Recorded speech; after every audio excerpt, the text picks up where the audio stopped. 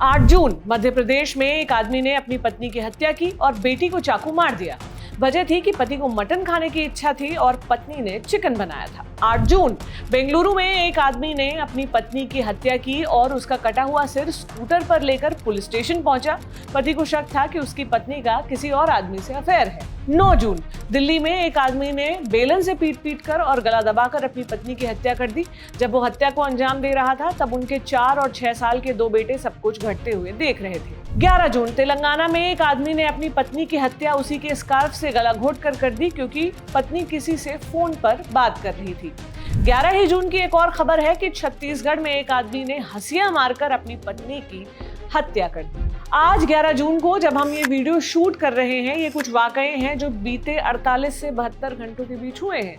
इनमें शक, साजिश, हत्या, पारिवारिक ट्रॉमा सब कुछ शामिल है। लेकिन बीते 3 दिनों में आई इन खबरों पर न एक भी टीवी रिपोर्ट दिख रही है, न एक भी फेसबुक डिस्कशन दिख रहा है और न ही एक भी मीम। मैंने बहुत तलाश की कि किसी लड़की ने कहीं लिखा हो arrange marriage is scary, what if he kills you with a बेलन।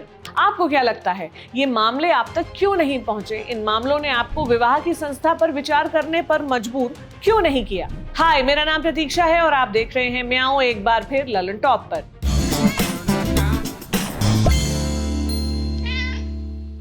आप अभी तक समझ ही गए होंगे कि आज हम किस मसले की बात कर रहे हैं।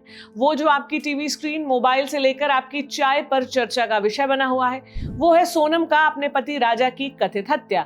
कथित हत्या इसलिए कि हत्या सोनम ने ही की है या करवाई है, ये अभी न्यायिक रूप से साबित नहीं हो पाया है। हालांकि पुलिस इसको लेकर लगभग श्योर है। तो चलिए हम इस एपिसोड के लिए अज्यूम कर लेते हैं कि हत्या सोनम ने ही करवाई है। 24 साल की सोनम और 29 साल के राजा की शादी 11 मई को इंदौर में हुई। दोनों हनीमून के लिए मेघालय गए।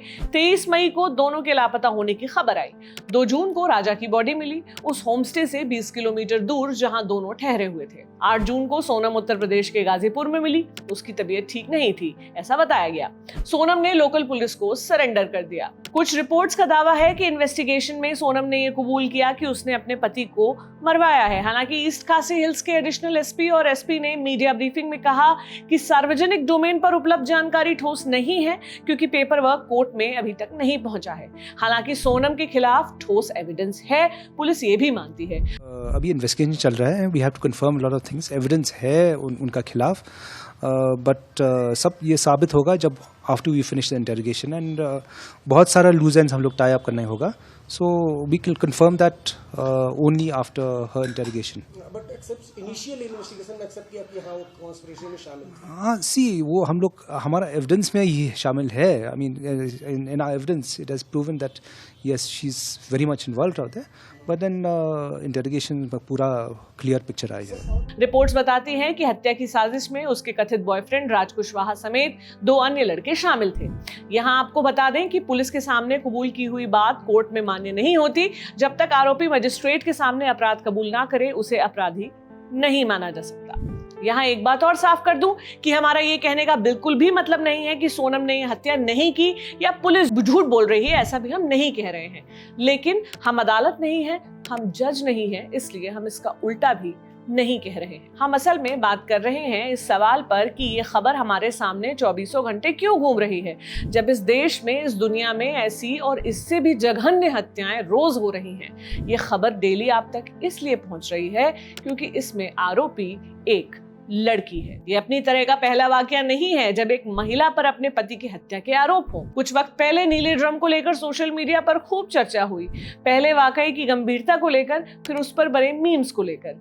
मीम्स जिनमें पत्नी को किसी ड्रम में पानी भरते या ड्रम का इस्तेमाल करते देख पति के चेहरे की हवाइयां उड़ जाती हैं और वो भागा भागा फिरता है। 2 महीने पहले की ही बात है जब मुस्कान ने अपने प्रेमी साहिल के साथ अपने पति सौरभ की हत्या कर उसके शव को काट ड्रम में भरा था और उसमें सीमेंट डालकर सील कर दिया था। लेकिन इससे भी 2 महीने पहले चले तो जनवरी में हैदराबाद के एक आदमी ने अपनी पत्नी की हत्या कर उसके शव के टुकड़े कर उन्हें प्रेशर कुकर में उबाल दिया था, जिसके बाद उसने उन उबले हुए टुकड़ों को एक झील में डाल दिया।